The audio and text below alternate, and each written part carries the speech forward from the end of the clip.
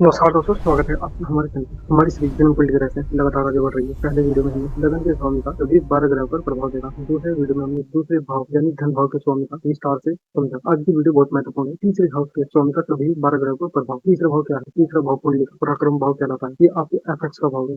ये साहस, हिम्मत, छोटी यात्राएं, भाई बहन खासकर छोटे, संचार, लेखन, बोलने की कला, media, social media, hand related issues, पड़ोसी और छोटे मोटे काम, प्रयास और मेहनत, इन सबको कंट्रोल करता है। अगर तीसरा भाव मजबूत हो तो ब्लैक बहुत ही बहादुर, संचार में माहिर, भाई बहनों से अच्छे संबंध और छोटे प्रयासों में सफलता मिल जाती है। कमजोर हो तो डर, भाई बहनों से मतभेद या प्रयासों में रुकावट, और कितने भी प्रयास कर ले सफलता तो मिलती ही नहीं। व्यक्ति को मजदूर वाला जीवन जीना पड़ता है। अब तीसरे भाव के सोने को आसानी से कैसे पहचाने? सबसे पहले अपनी कुंडली खोलें। लगन से ठीक तीसरा घर तीसरा हाउस कहलाता है। उस घर में जो राशि है, उस राशि के स्वामी ग्रह को तीसरे हाउस का लॉर्ड कहा जाता है। उदाहरण के लिए, अगर थर्ड हाउस में 1 नंबर लिखा है, उसका मतलब है मेष यानी एरीज राशि, और उसका लॉर्ड है मार्स यानी मंगल। अगर 2 नंबर लिखा है तो उसका मतलब है वृषभ राशि यानी टॉरस राशि, और उसका स्वामी है शुक्र यानी वीनस। अगर 3 नंबर लिखा है तो उसका मतलब है मिथुन राशि यानी जमिनी, और उसका स्वामी है बुध यानी मरकरी। हमने साइड में टेबल लगा दिया, आप उससे देखकर अपने थर्ड हाउस के लॉर्ड का पता लगा सकते हैं। यह ग्रह कुंडली में कहीं भी बैठता हो तो वहां के प्रभाव को प्रभावित करता है और भाई बहनों संचार पर काफी ज्यादा असर डालता है। ध्यान दें, ये सामान्य फल है। असली प्रभाव ग्रह की राशि, दृष्टि, दशा और अन्य ग्रहों पर निर्भर करता है। व्यक्तिगत कुंडली के लिए आप हमसे तुरंत संपर्क कर सकते हैं। अब ये विस्तार से समझते हैं। तीसरे हाउस का लॉर्ड जब भी किसी घर में बैठा है तो क्या प्रभाव पड़ता है? सबसे पहले प्रथम हाउस की बात करते हैं। जब भी थर्ड लॉर्ड फर्स्ट हाउस में बैठा है तो व्यक्ति में साहस, आत्मविश्वास भरपूर होता है। बोलने की कला काफी ज्यादा अच्छी होती है। कम्युनिकेशन स्किल शानदार, उसके माध्यम से ही पैसा कमाता है। भाई बहनों का भी उसको काफी ज्यादा सहयोग मिलता है। जैसे हाथों से संबंधित स्किल जैसे राइटिंग, पेंटिंग, टेक्नोलॉजी काम में सफलता पाता है। छोटी यात्राएं भी काफी ज्यादा करता है। अगर ग्रह अशुभ हो तो थोड़ी जल्दबाजी या भाई बहनों के छोटे मोटे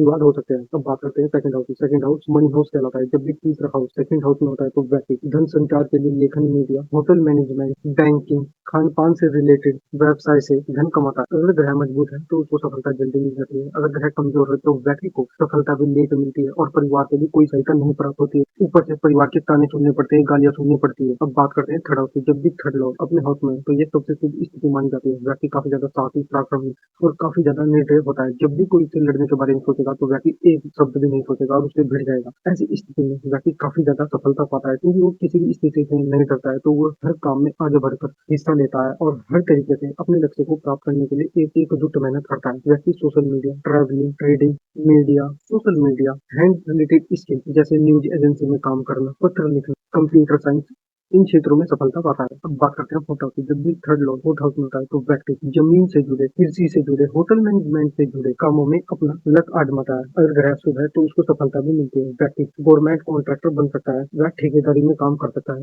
मकान, वाहन या गवर्नमेंट से कंस्ट्रक्शन के कॉन्ट्रैक्ट ले सकता है। अगर ग्रह अशुभ है तो व्यक्ति को मजदूरों वाली जिंदगी बितानी पड़ती है। उसको सारी जिंदगी मजदूरी करनी पड़ती है। वो छोटा मोटा मिस्त्री बन सकता है या फिर मजदूर बन सकता है।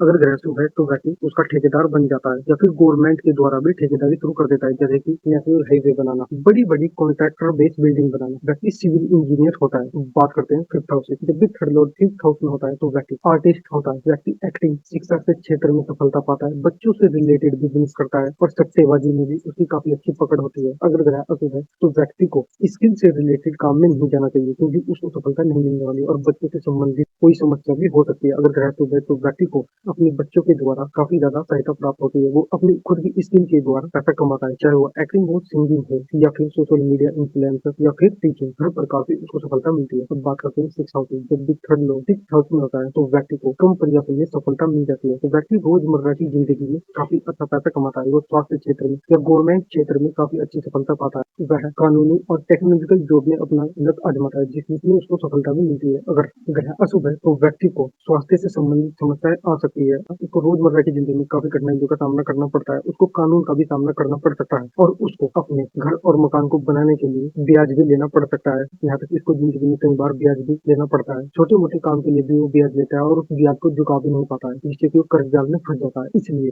थर्ड लॉर्ड का सिक्स्थ हाउस में होना काफी ज्यादा महत्वपूर्ण हो जाता है। अगर वो शुभ है तो आपके लिए अच्छा है, अगर वो खराब है तो उसके लिए आपको रेमेडी करनी पड़ेगी और उसके लिए आप हमसे संपर्क कर सकते हैं। अब बात करते हैं टेंथ हाउस की। जब भी थर्ड लॉर्ड टेंथ हाउस में होता है तो व्यक्ति अपनी होने वाली पत्नी या पति के द्वारा पार्टनरशिप से बिजनेस शुरू करता है और उससे ही पैसा कमाता है, वो काफी ज्यादा यात्रा भी करता है, वो एक्सपोर्ट इम्पोर्ट का बिजनेस कर सकता है। अगर ग्रह अशुभ है तो उसके विवाह में भी प्रॉब्लम आती है, उसको कम्युनिकेशन में भी प्रॉब्लम आती है और उसका बिजनेस भी काफी ज्यादा बेकार रहता है। अगर वो किसी के साथ पार्टनरशिप में बिजनेस कर रहा है तो उसके लिए भी उसको काफी ज्यादा सचेत हो जाना चाहिए, क्योंकि फ्यूचर में जाकर उसका उसके साथ मतभेद हो सकता है, वो सारी चीजें खो सकता है। तो सावधान रहे, सतर्क रहो। अब बात करते हैं एट हाउस। जब भी थर्ड ले एट हाउस में होता है तो व्यक्ति को सीक्रेट नॉलेज का काफी ज्यादा शौक होता है, वो सीक्रेट नॉलेज की तरफ भागता है, वो सीक्रेट रिसर्च की तरफ भागता है, जैसे कि AI technology, artificial intelligence, occult science, खनन, माइनिंग, ऑयल, गैस से रिलेटेड काम में अपनी रुचि रखता है। अगर ग्रह शुभ है तो व्यक्ति इन सब चीजों में धन कमाता है, व्यक्ति बहुत बड़ा खनन माफिया भी बन सकता है या फिर गैस और तेल से भी अपना भविष्य सुधार सकता है। अगर ग्रह अशुभ है तो व्यक्ति को खनन से रिलेटेड क्षेत्र में, ओकल साइंस से रिलेटेड क्षेत्र में, एआई से रिलेटेड क्षेत्र में नहीं जाना चाहिए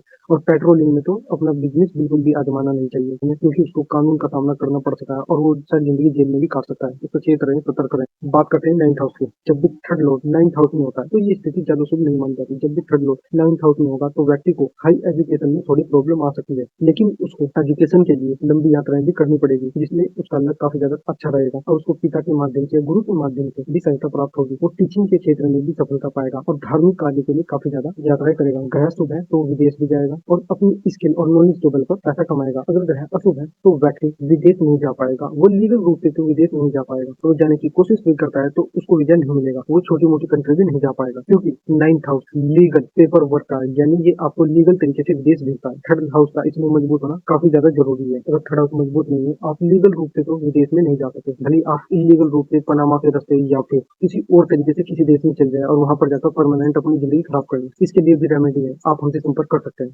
बात करते हैं टेंथ हाउस की। जब भी थर्ड हाउस टेंथ हाउस में होता है तो व्यक्ति अपने करियर में काफी ज्यादा तरक्की करता है। ग्रह शुभ है तो व्यक्ति सोशल मीडिया के माध्यम से, पब्लिक स्पीकिंग के माध्यम से, लेखन में छोटे मोटे प्रयासों से उसको सफलता मिल जाती है। उसको पिता के माध्यम से, बोर्ड के माध्यम से भी और गवर्नमेंट और सरकारी नौकरी में भी सफलता मिलती है। ग्रह अशुभ है तो सरकारी नौकरी तो भूल ही जाए, प्राइवेट जो भी कर ले वही बेहतर रहेगा। अगर नहीं करता है तो व्यक्ति काफी ज्यादा कठिनाइयों का सामना करना पड़ता है और बिजनेस तो उससे होगा ही नहीं। अगर वो सोचता भी हो तो उसमें असफल हो जाएगा।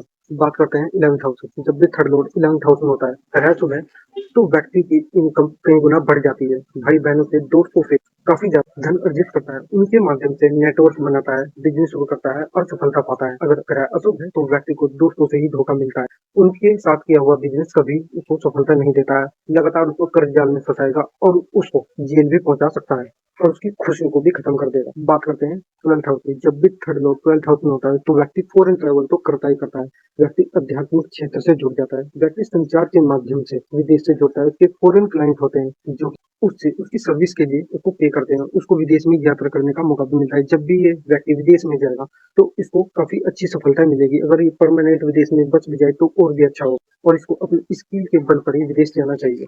नौकरी के लिए अगर ये विदेश जाएगा तो थोड़ा संघर्ष करना पड़ता है। अगर व्यक्ति के अंदर खुद की स्किल है, वो लेखक है, सोशल मीडिया इन्फ्लुएंसर है, इंजीनियर है, कंप्यूटर साइंस उसको आती है, तो व्यक्ति आसानी से विदेश में बच सकता है और तरक्की कर सकता है। मिलियनर बिलियनर भी आसानी से बन सकता है इन द फ्यूचर। तो दोस्तों ये था थर्ड हाउस के लॉर्ड का पूरा और आसान और विस्तृत विश्लेषण। आप कमेंट में बताइएगा आपकी कुंडली में थर्ड हाउस किस घर में है और उसके प्रभाव आपको कैसे महसूस हो रहे हैं। वीडियो पसंद आए तो लाइक का बटन दबाएं, शेयर करें अपने ज्योतिषी प्रेमियों के साथ, चैनल को सब्सक्राइब करके बेल आइकन दबा लें। धन्यवाद। जय हिंद, जय भारत।